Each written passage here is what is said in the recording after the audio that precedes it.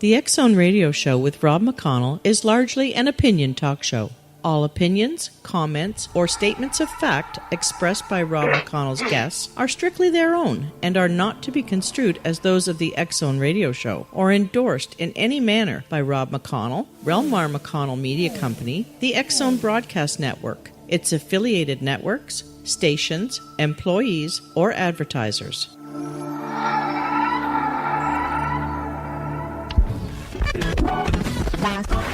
All Hit Radio.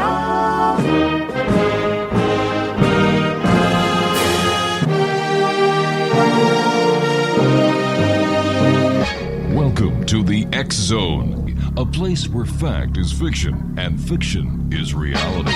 Now, here's your host, Rob McConnell.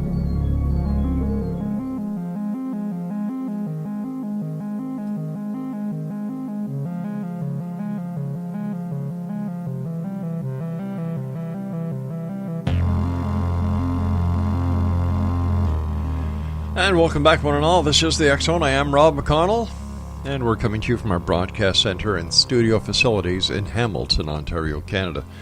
If you'd like to send me an email, xzone at xzoneradiotv.com, on all social media sites, X Zone Radio TV, and to find out about the programming we have available for you 24/7, 365 on the X Zone Broadcast Network, visit www.xzbn.net. Exonation, my guest this hour is Michael Mays, and Michael has investigated sightings of both out-of-place known animals and those that may or may not exist. For the last 15 years, he has appeared on numerous podcast and radio programs and on the Lowe Files on the A&E television network. Michael blogs at the Texas Cryptid Hunter and is the author of the illustrated children's book, Patty, a Sasquatch Story. His website, or blogspot, is texascryptidhunter.blogspot.com. And Michael, welcome back to the X Zone. Thank you, Rob. I appreciate it. Okay, so for the listeners who may not have heard you the last time you're on there with us, tell us a little bit about yourself and how you became interested in cryptozoology, Black Panthers in particular. Mm-hmm. Well, we'll take it a little more general level first, I suppose, and then narrow it down to the black cats. Grew up kind of a child of the 70s. It was almost a golden age for that sort of thing. The Patterson-Gimlin film had been out a little while, and I'd seen that in the movie theater, and that just fascinated me. And so I pretty much devoured everything I could get a hold of regarding Bigfoot, the Loch Ness Monster, Yeti, etc. Lots of good TV shows on at that time. Leonard Nimoy's In Search of, and things like that. Really got me excited. And matter of fact, I checked out all the monster books in my elementary school library so often that the librarian told me I could only check them out every other time. She was worried about me not being a well-rounded young man, so she said I could only check out my monster books every other trip to the library, which I didn't understand at all. But most folks, I guess, grew out of that sort of thing, and I guess I never did. As far as the Black Panthers go, I never really equated large black cats to unknown animals like Bigfoot or Nessie or anything like that.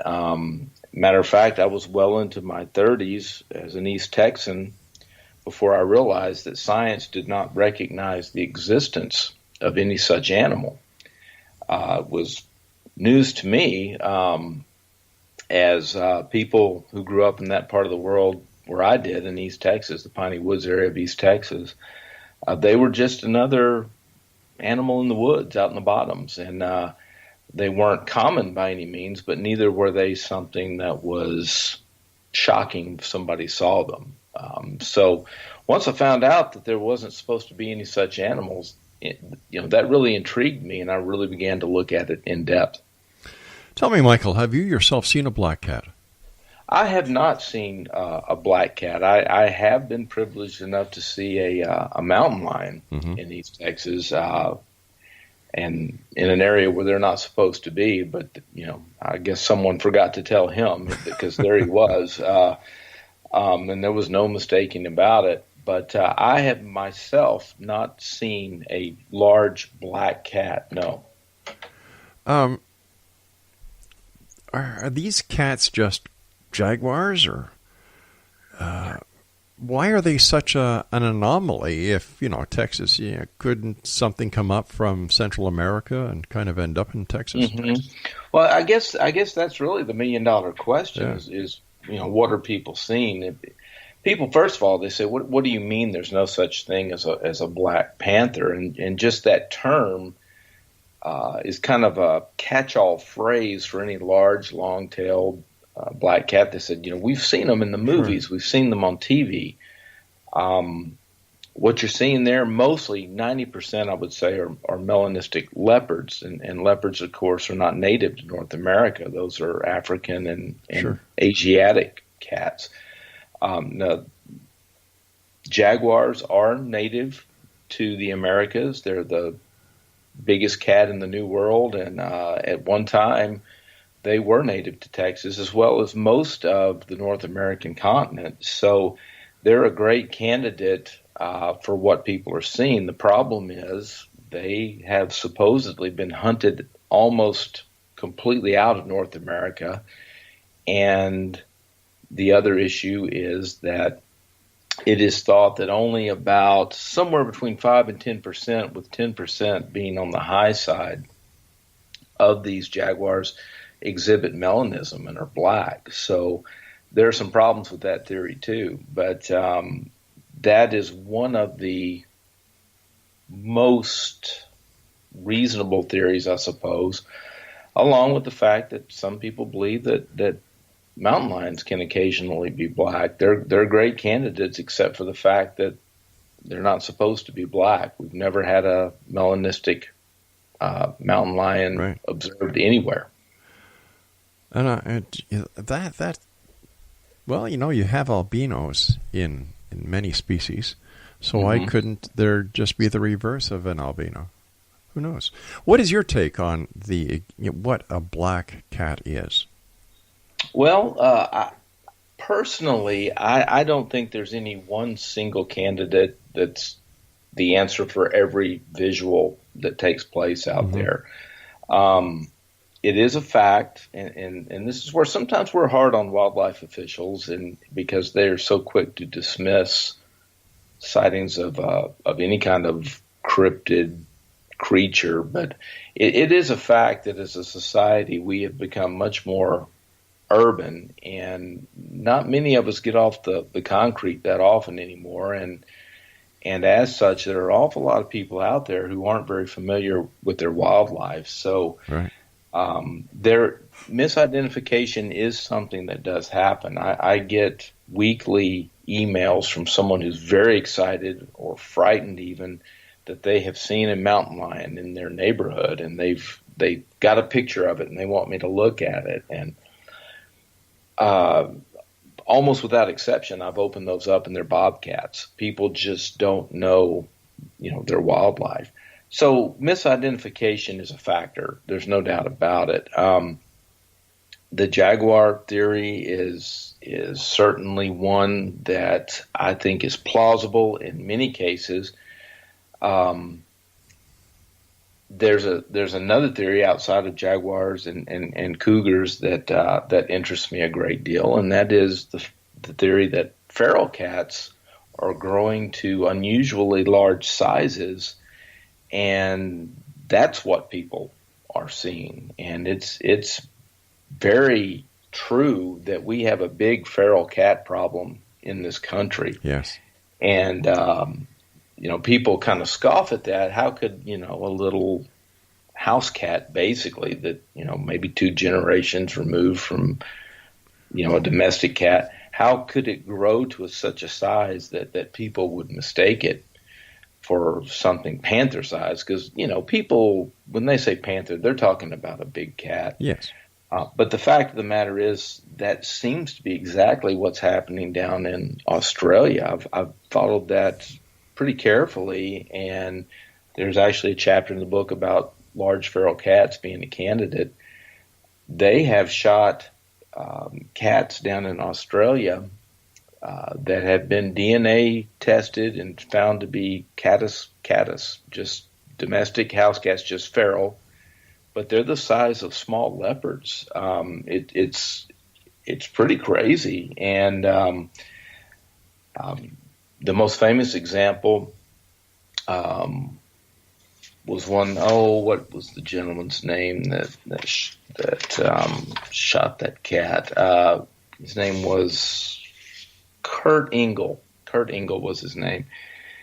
Anyway, this cat measured in excess of 5 feet from nose to tail, and it was over 60 pounds. Somebody sees that, they're not thinking of a little domestic kitty. Well, no, because they're that's Panther. Well, that's the kitty cat that's going, "Here, doggy, doggy, doggy." Exactly right. And Here, doggy.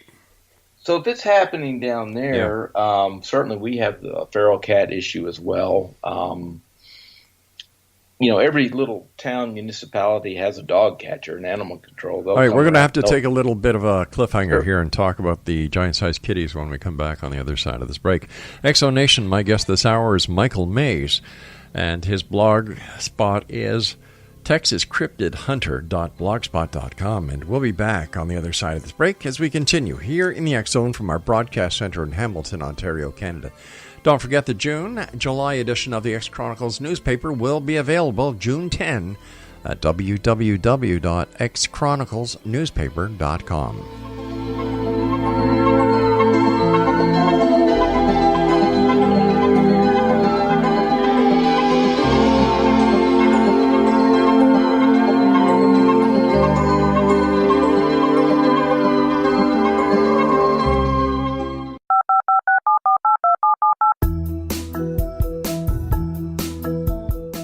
Did you know that when you're on the road with limited data or Wi-Fi, you can still listen to the X Zone radio show with Rob McConnell, The Science of Magic with Gwilda Wiyaka, X-1, Dimension X, Space Patrol, and every minute of the X Zone broadcast network by calling 213-401-0080, courtesy of Audio Now. No smartphone, app, or internet needed. It saves your data plan, and it's free if you have unlimited minutes. Call 213-401-0080 to listen on any phone, anytime, anywhere. Remember 213-401-0080 for the best of the paranormal, parapsychology, and sci-fi radio programming anywhere, 24/7, 365.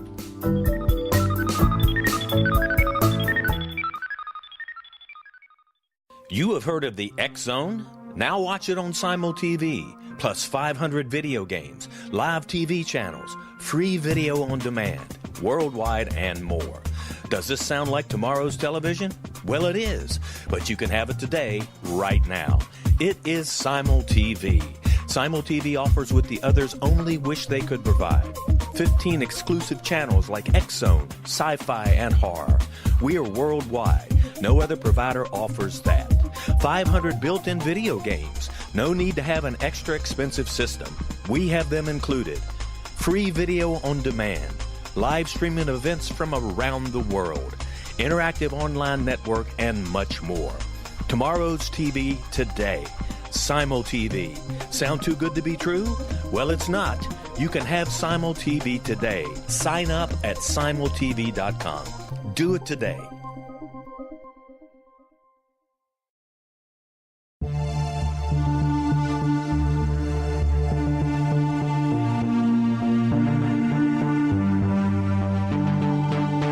We live in rapidly shifting times of extreme volatility and uncertainty. Such profound change brings a unique opportunity for the evolution of consciousness. I'm Gwilda Wiyaka, host of Mission Evolution Radio Show, a program that explores the latest scientific developments and deepening spiritual truths supporting human evolution.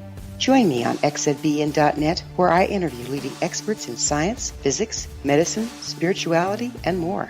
By applying divergent viewpoints to leading-edge topics, we uncover expansive and evolutionary truth to assist you on your path to enlightenment. More information and past episodes are available at missionevolution.org.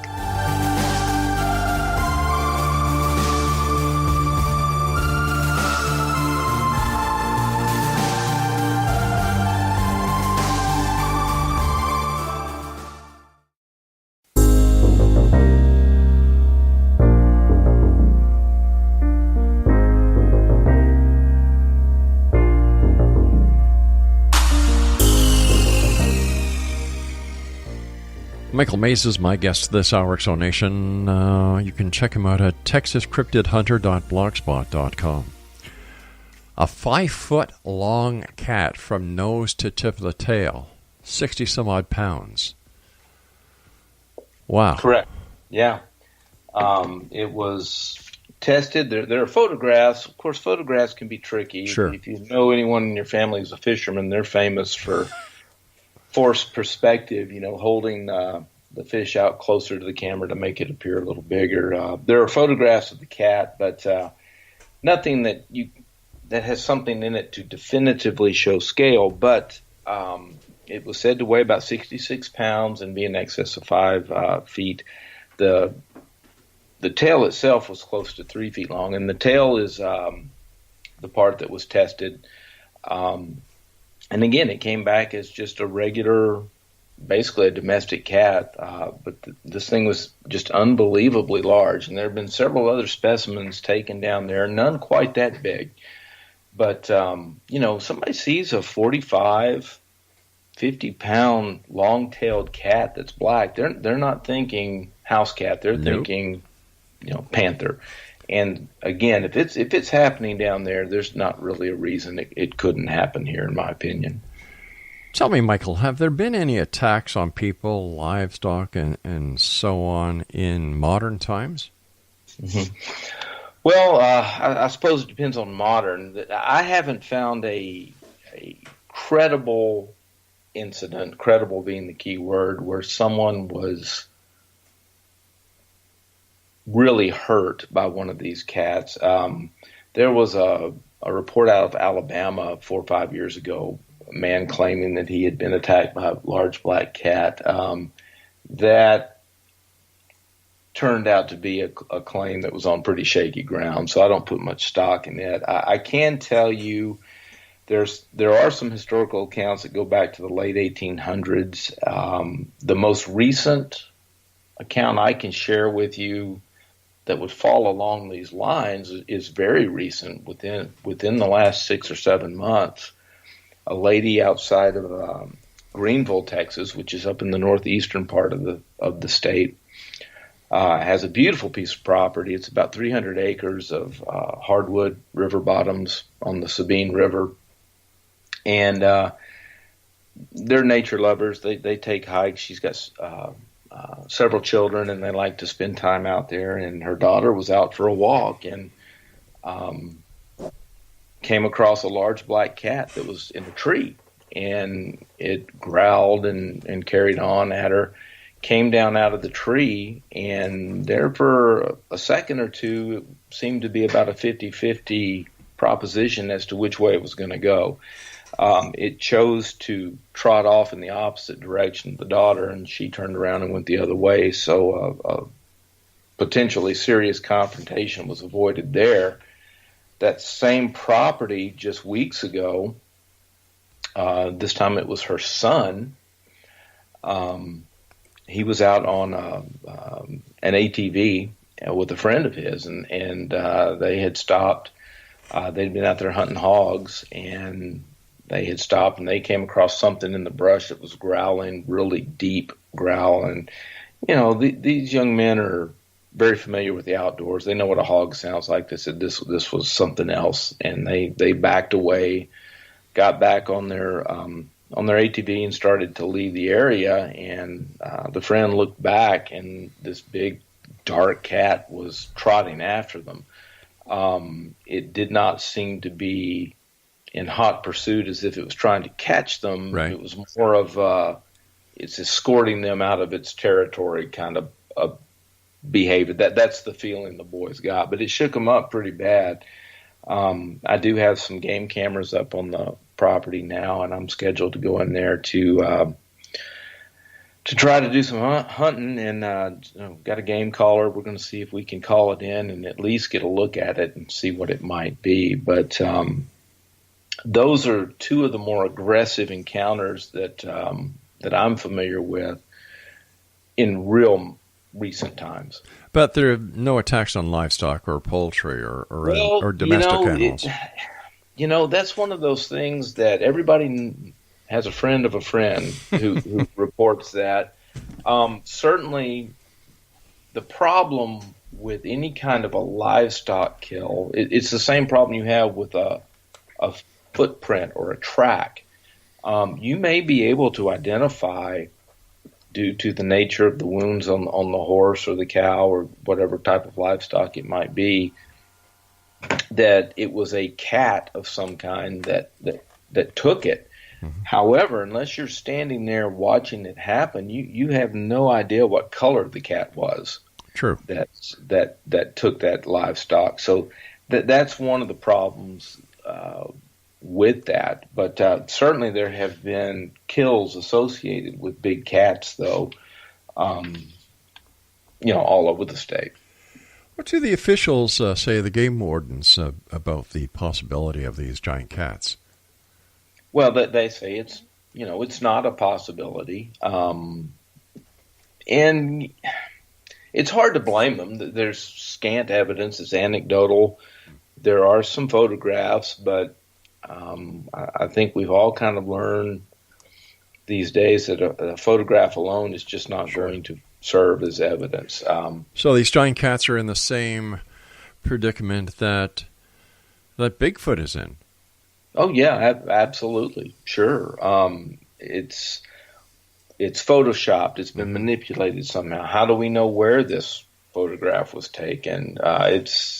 There's nothing in it showing scale to really prove that this was a big cat as opposed to a small cat. All those factors come into play, and it is true that jaguars are thought to be extirpated, thought to have been eliminated in Texas a long time ago. It's been a long time since a sighting that was officially recognized has occurred in Texas. And it is thought and accepted by science that a cougar or a mountain lion does not exhibit melanism. So there are some smaller cats that a bobcat occasionally can be black, but they don't have the long tail. So that doesn't leave much, and that's where sometimes you get it must be an escaped pet, because the exotic pet trade is big business in this country, and big cats are kind of the crown jewel of that trade. Why are there so many feral cats in Texas? Well, that's a good question. It's why are there so many everywhere? Yeah. It's people are, typically there are leash laws for dogs. Dogs have to be pinned up. They have to be kept in a fenced yard or in a house. Mm-hmm. Cats, on the other hand, while there may be laws that say they're not supposed to be allowed to just roam around. How are you going to stop it? Okay. Right? I'm sorry? I said, how are you going to stop it? Well, most people let them out in the morning and let them back in at some time in the evening. Who knows what the heck they've been doing all day. And some just put them out. They have a litter and they don't want to take care of them, and they just put them out. And cats are very resilient, and they've been responsible for a lot of damage. Particularly, the bird population has suffered because of the feral cat problems that we've got. If you think about it, every town has a dog catcher. Animal control come pick up a dog. They're thought that could be dangerous, but there's nobody going around picking up cats very often. If you're lucky, some city official might put out a couple of live traps, but that doesn't happen very often. How about roadkill? Have there been any reports of these cats getting smucked by vehicles? Well, there's one in particular that I go into a lot of detail in the book about. Was several years back outside of a Central Texas town, very rural area, Madisonville area. And a man who followed the blog contacted me, said he had hit a big black cat the night before, and that he had damaged the front end of his car, and he honestly had no desire to go looking in the brush. He'd hit it, it had gotten up, and it had kind of meandered into the wood line. He said he had no real desire to go looking after a possibly wounded animal. You can't blame the guy. Like, come on. Exactly. But he was adamant. It was not a hog. It was not any kind of a dog like a coyote or anything like that. And he described it, as being, bumper high to his vehicle and 4 or 5 feet in length. And you're really limiting your possible suspects in Texas. If you get outside of the hog and the dog and the coyote as far as what could be that big. Well, he got home. He managed to nurse his car back to Dallas despite the damage to his front end. And the next morning, he came out to kind of inspect it in the daylight, take a little closer look at it. And he found a bunch of black hairs stuck to his front bumper where he had made contact with this animal. And he had the presence of mind to collect those and wanted to know if I'd be interested in taking them and maybe trying to do some testing on them. All right, stand by. We're going to have to do another cliffhanger. Okay. Yes, we've got to do our news break.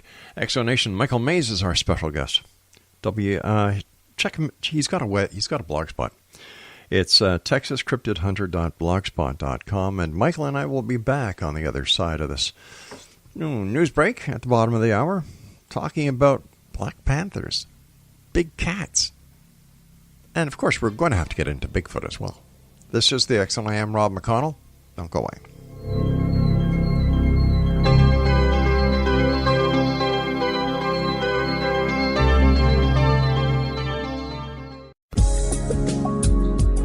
From our broadcast studios in Hamilton, Ontario, Canada, to the world and beyond, you're watching the X-Zone Broadcast Network, www.xzbn.net.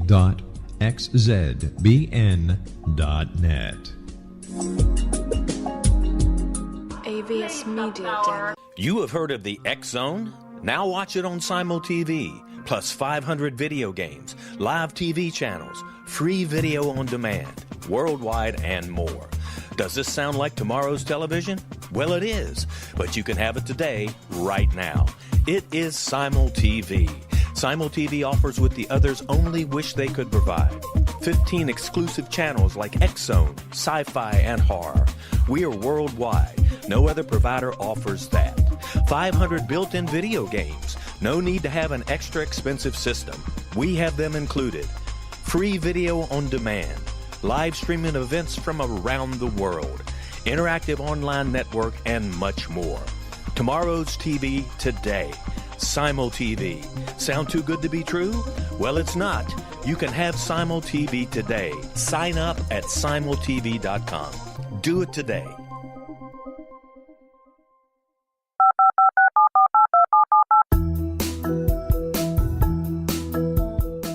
Did you know that when you're on the road with limited data or Wi-Fi, you can still listen to the X-Zone radio show with Rob McConnell, The Science of Magic with Gwilda Wiyaka, X-1, Dimension X, Space Patrol, and every minute of the X-Zone broadcast network by calling 213-401-0080, courtesy of Audio Now.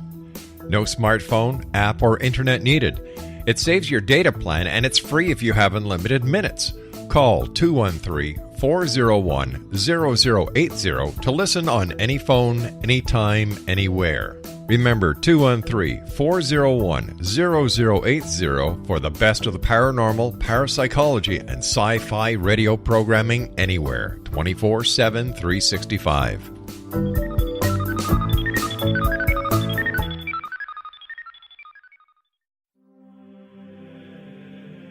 Rob McConnell here, presenting an overview for Nicholas Paul Jennings, author of a fascinating book, Amen. It presents facts revealed by Egyptologists, facts that enable us to understand why Amen is the beginning of creation of God. It provides recommendations for religious leaders of the major religions to unify their beliefs and teach the Word of God. Love one another. Amen informs people how mankind conceived God. It was the Egyptians that developed the concepts of a soul, a hereafter, and Son of God. And finally, after the worship of many gods, they conceived the belief in one universal God, the maker of all there is. For more information, visit www.futureofgodamen.com. That's www.futureofgodamen.com.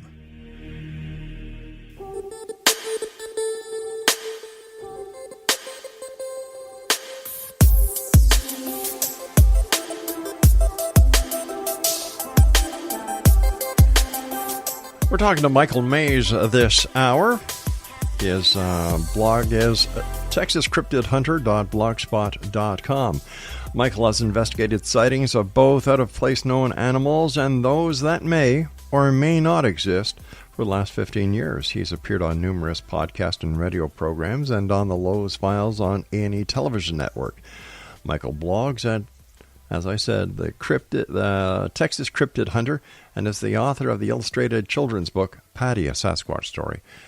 All right, so you've got this gentleman who hits this big cat, and he is a very smart man. He doesn't want to go out and chase after a possibly injured animal. Next morning, he finds black hair or fur in his grill. Take it from there, my friend. Well, again, he had the presence of mind to collect those hair samples, and he had contacted me to relate his story and ask if I would be interested in getting my hands on these hair samples and possibly having someone take a look at them, test them to see what might they be. This was, of course, very exciting to me. Here was possibly concrete evidence that these mythical cats actually existed. So he was a man of his word. He sent those to me. And so I immediately began to contact every biology department of every university I could think of here in the state of Texas, and was very disappointed with the results of that. Of all these universities I contacted, only 2 responded. One was just to lecture me on how I was wasting my time because there was no such thing as a black panther. And I said, well, how can you definitively say that? He said, because there's no evidence to support it. I said, well, I might have evidence to support it. And then he would come back and say, well, your evidence cannot be valid because there's no such species. So the circuitous nature of the argument was just infuriating. And so that was a dead end. One university, head of the biology department, got back to me, and he was very friendly. It was in southeast Texas. I'll leave it at that. But he had claimed himself to have seen one of these black panthers down in southeast Texas shortly after, I believe it was Hurricane Rita. They were trying to do some census numbers on some animals or something along those lines, and said he had seen one big as day just walk across the road right in front of him. So I thought, okay, here's the guy. This is the guy. It's the head of the biology department. He said, now he was a herpetologist, a reptile guy. He said, I'll get with my mammal guy and I'll get back to you. Well, a week went by, 2 weeks went by. So I sent him another email, another contact, and he did get back to me, but this time he was much colder. And my guess is he did talk to his mammal guy, who probably gave him a hard time about it. And he decided that he was not interested after all. This despite him having shared with me that he saw one himself. So I have since talked to some other people you would have heard of who've done some cryptozoology type work. They've appeared on some of the TV shows and things like that, asking if they would be interested in taking a look, and they've all turned me down as well. Yeah, I don't understand this. I've got to tell you, Michael. Here you've got a group of people who, instead of working together to solve the mystery, would rather compartmentalize their evidence. Is it because they want to have the glory of the final find and they don't want to share it with anybody? I don't understand that mentality. Well, to a large degree, I don't either. Science is about discovery and searching out new things. However, to be fair, these guys have a right to look at or not look at whatever they want to. Their time, they're busy people, and I do know too, there seems to be a real hesitancy to be the one that goes out on that limb, because it could easily get sawed off right behind you, I suppose. But I don't really understand why there would be any kind of stigma attached to someone who just looked at the samples. Right. They may turn out to be nothing. That's all I want to know. And I did have a friend of mine look them over. He looked at them under a microscope. And matter of fact, I did this before I contacted the universities. He's an amateur biologist. He does have a degree in wildlife biology, but he's not a expert in hair morphology or anything like that. But he has his own microscope and setup, and he found a hair atlas of mammals, and they didn't match any known native animals in Texas as far as what they look like. And he said they're not an exact match, but the closest match he could come to was that of a leopard. He says, I really think you need to have somebody look at these. So I took the photographs that he took under his microscope, and I sent those to these people that I contacted, and still nobody was interested. So they're sitting in an envelope. They're in my nightstand drawer as we speak, just waiting for the chance to be examined at some point. I've had the pleasure of talking to people like you, Jeff Meldrum, and, the list goes on and on and on when it comes to Bigfoot. And then I hear the same thing when it comes to ufology. I hear the same thing when it comes to ancient mysteries and archaeological finds. It's as if the world just does not want to accept that they, members of academia, the scientific community, may have been wrong, and they just don't want to admit, you know what, we were wrong. Bigfoot is real. UFOs are real. Ghosts are real. Why not tell the truth?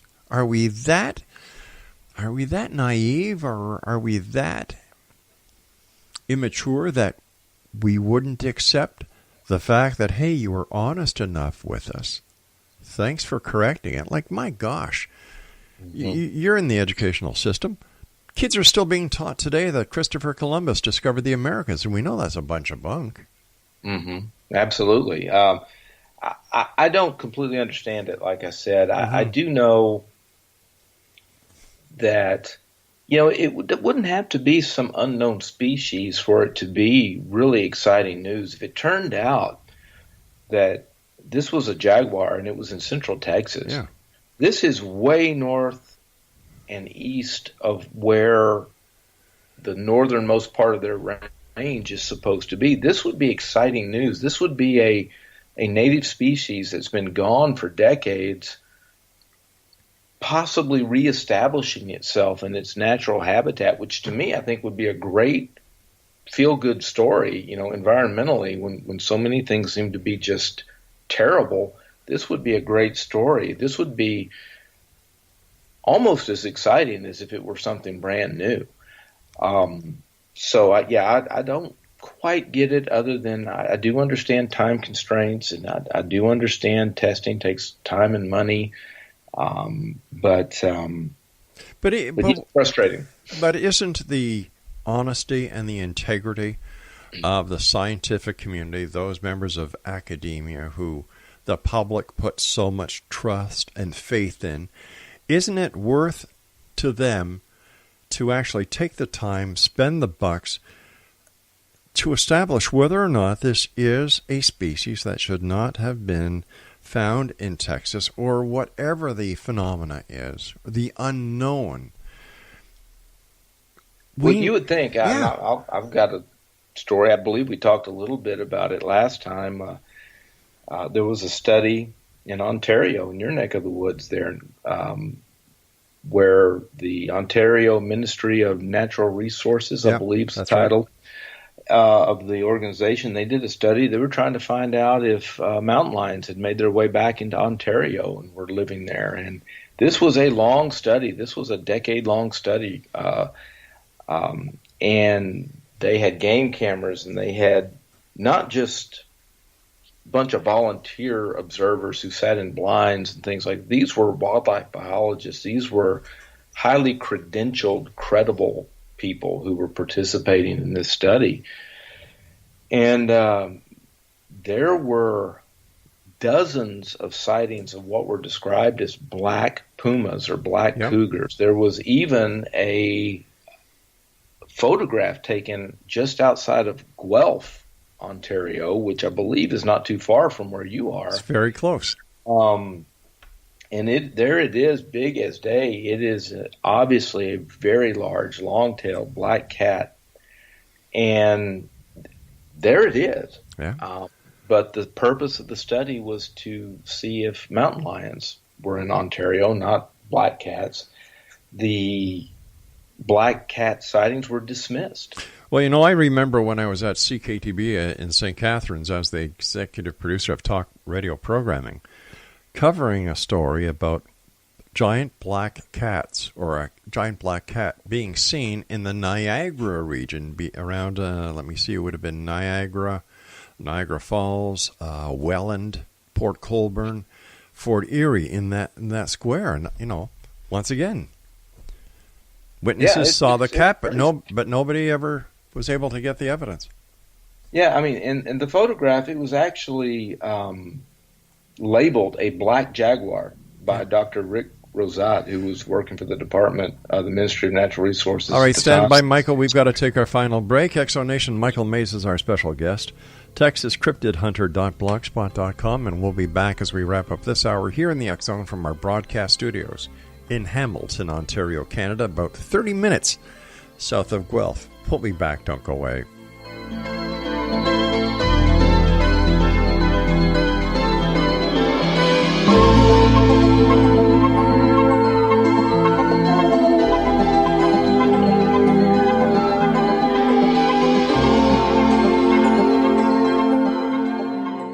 You have heard of the X Zone?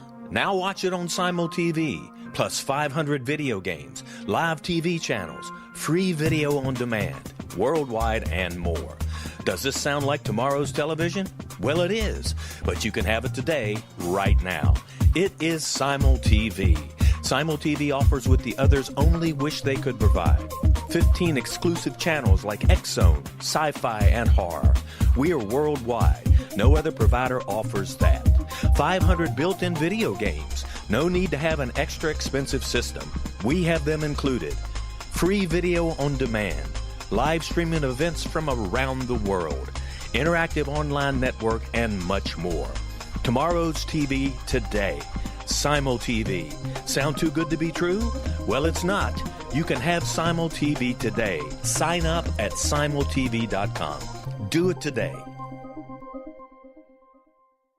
The new nonfiction book, Razor of Madness, is similar to cult movies like Clockwork Orange, Dragon's Tattoo, or The Other Side of Hell. Wayne Morin Jr. and Thomas Lee Howe will expose widespread and systematic deficiencies in this thought-provoking tell-all novel. Mind control rages among scholars in law schools. Human rights are ignored while thought reform and mental manipulation are accepted practices used as behavior modification. Dr. Louis Jolyon West comes to mind. Media and public scrutiny shows that United States mental hospitals are in fact destructive murder industries. Razor of Madness expose novel details this epidemic through an in-depth professional and personal investigation. For decades, there has been a revolving door policy that still releases killers and pedophiles back into society. The maestro of mind control continues to haunt America to this very day. Razor of Madness is available in paperback or as a downloadable ebook at Amazon.com.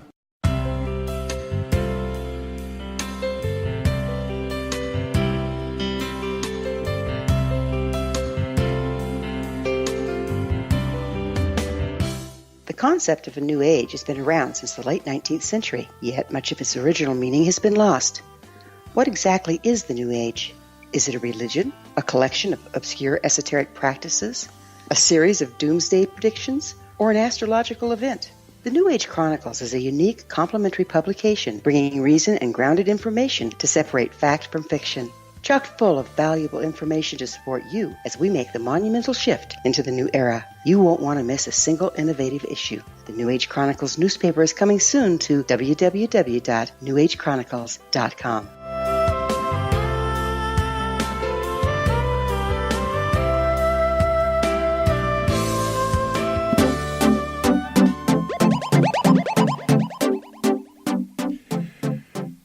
Can you imagine that? Walking down the road or in the forest hearing, "Here, doggy, doggy, doggy, doggy." I joke, but you know what? I was in law enforcement for many years before getting into the radio industry. And in law enforcement, you communicate, you exchange information because you're trying to solve a crime. Once again, it goes back to my question, why doesn't the cryptid societies or the UFO societies or the ghost investigators or the, whatever, exchange information? If you've got everybody working on the same level, exchanging information, the mystery will be solved that much faster. Yeah, I don't disagree with that. Yeah. But being in law enforcement, I'm sure many, many times when agencies failed to communicate, FBI to CIA to local to state to whatever, and as a result, something slipped through the cracks. And I got to tell you something. Up here in Canada, it's totally different. Like, we share the same database. If I'm in somewhere in Quebec and I run an inquiry, it goes into the RCMP database. It's called CPIC, Canadian Police Information Center. The information is put in by all the agencies into the one data bank, so that law enforcement across Canada, whether you're Canada Customs, whether you're RCMP, QPP, Ontario Provincial Police, or a municipal police force, CN Police, CP Police, military police, you all have the same access to the same information. Well, we could probably learn something from you guys then. And I've heard this from many. I've got good friends who are in law enforcement in the States, and they say, "Rob, you got to be kidding." Well, no, that's the way it was. In Quebec, you'd call into the Quebec police force that would tag on to the CPEC system, and you'd get your information. Now it's through the portable data units, and in the car, bang, you get the information. It is shared, and this is why I can't understand the same procedures or the same concept is not used within the paranormal community, whether it's Bigfoot, whether it's UFOs, ghosts, you name it. One database, so that all the researchers who pay for everything out of their own pockets, their own expenses, equipment, and the list goes on, would have this valuable tool to help them, get to the bottom of this mystery. Yeah, I do think when it comes to universities and the subject of tenure is a big thing, and you don't want to be the guy rocking the boat if you're trying to get tenure, and that unfortunately seems to be the driving force with a lot of these guys who could really help with a lot of these matters. But what does that tell you about the ethics of these people if they will shun the possibility of establishing or discovering something just because they want the money that the university is going to give them if they play ball their way? Well, I agree with that to a point, but I also understand real life. I'm a married guy trying to get tenure and security. I've got 3 or 4 kids, and I got to feed those kids. I got to put those kids through college. I think it says more about the power structure of the universities themselves, the people who decide tenure. Do they want real inquisitive science going on, or do they just want status quo going on? And good question. I think those are really the folks I think we look at. I know for a fact there are a lot of folks out there who are scientists by trade, who are interested in these topics, but who, due to job security concerns, they cannot at least publicly express interest or work with us on these things. Let's change the subject a little bit. Tell me about your book. Okay, Patty, it is Sasquatch called Story. Sure, no, that's okay. It's called Shadow Cats: The Black Panthers of North America, and it's put out by Anomalous Books, who do great stuff. I was thrilled that they wanted to have any part of this project of mine, and it basically talks about all the stuff we've been discussing when it comes to this Black Panther mystery. We have dozens of historical accounts, color photographs, modern accounts, theories as to what we're dealing with, what people are seeing, the likelihood. Jaguar, cougar, giant feral cats. There's a smaller wild cat in Texas called a jaguarundi that has a long tail and can be very dark colored. We talk about all that. We discuss this whole hair sample fiasco that we just talked about. Right. I've tracked down a bunch of big cat experts, sent a survey to them, got their opinions on about 20 different questions regarding the whole mystery. And then there's a chapter dedicated to genetics and why that makes some types of known cats more likely to be our prime suspect than others, and the science behind melanism, how it works, and things like that. So it's out now. It was actually published in February. We also looked at habitat. Is there enough room for these things? And there's a sighting distribution map in there where I've charted the location of the sightings that I have deemed credible. I'm up over 150 credible sightings now in the state of Texas alone, and have easily twice that many sightings that I just have a little bit of a question about in my database that I did not include. I only went with the ones I thought were the absolute most solid to put it on the map, and we're looking for patterns. We're looking for, where are these things? And so that's all included in the book. It was a lot of fun to do. And where's your book available? Is it available online on Yes, Amazon sir. and Yep. other online retailers? It is. It's available pretty much where online books are available. So Amazon, Barnes & Noble, those kinds of places. If you go to the blog, the Texas Cryptid Hunter blog site, there's a link there that'll take you straight to Amazon. If you want to get a signed copy, you can contact me directly. My email address is on the blog spot there, where you can get in touch with me directly, report a sighting yourself, if you'd like a copy of the book, all that kind of stuff. Super. You can get with me, and I'll be glad to get back with you. And once again, Exonation, Michael's blog spot is texascryptidhunter.blogspot.com. Now tell me about your illustrated children's book, Patty, a Sasquatch Story. Okay. This was just an idea I had floating around in my head for years before I actually took any action on it.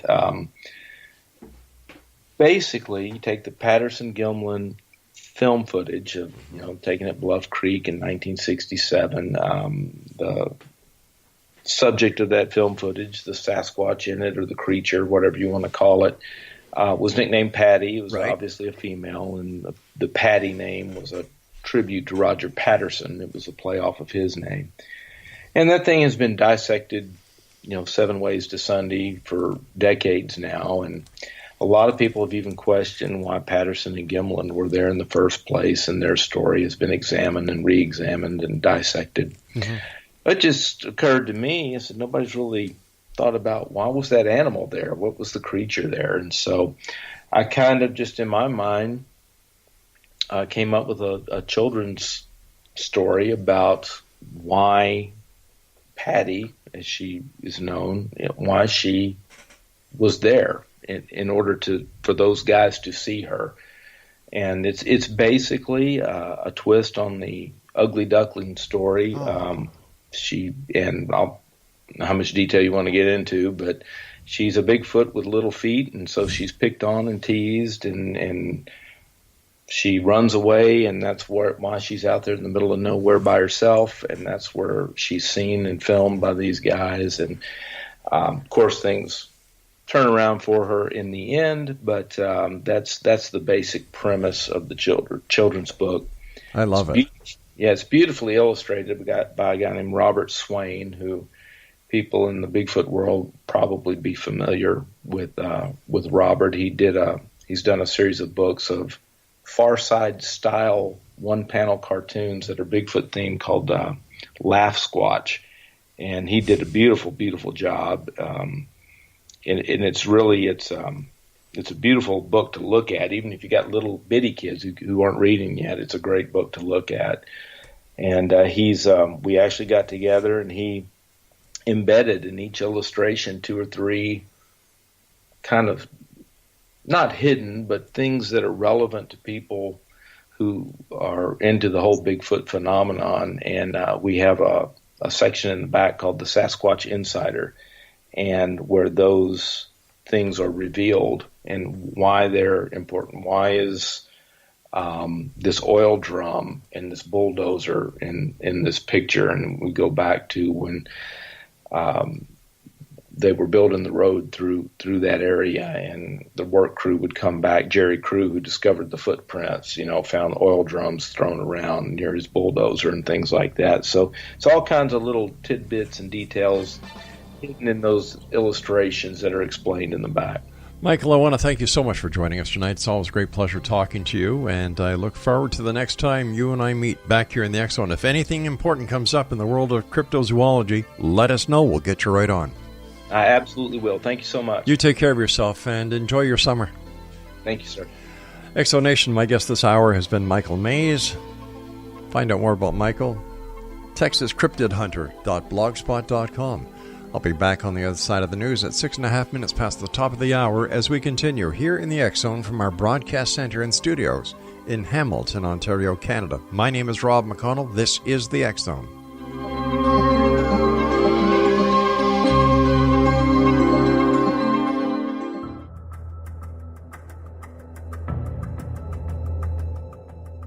Modern Esoteric, Beyond Our Senses by Brad Olson, consummates the lifeology story about where humanity originates.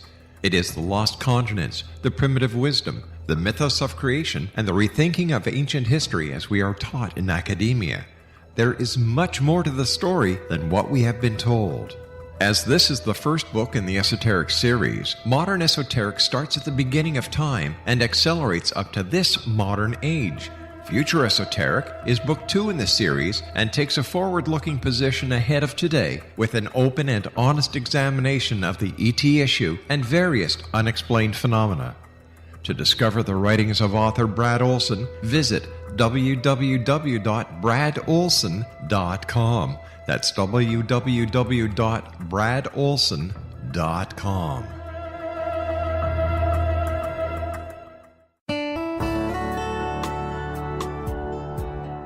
Are you or is someone you know struggling with addictions, depression, anxiety, relationships, low self-esteem, lack of confidence, grief, success, and prosperity?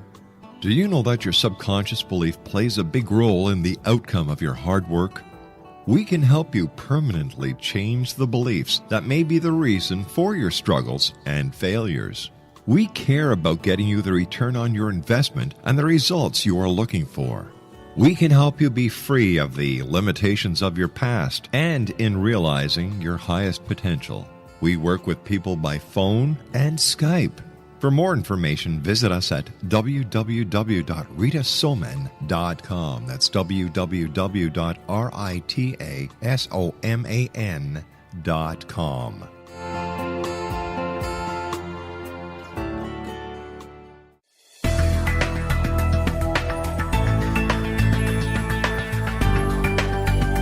Do you think you have energy problems in your home? Do you feel better when you're away than when you're home? Joey Korn is a global leader in the world of dowsing who specializes in personal energy clearing and space clearing. He can help you create an ideal energy environment in your home no matter where you live in the world. Learn about his remote spiritual house cleaning services and much more at www.dowsers.com. You can get Joey's book, Dowsing, A Path to Enlightenment, as well as other dowsing books and tools, Kabbalah books, and Walter Russell books. Joey's work is really amazing. Go to dowsers.com right now. That's DOWSERS.com, or call 1-877-DOWSING. That's 1-877-369-7464.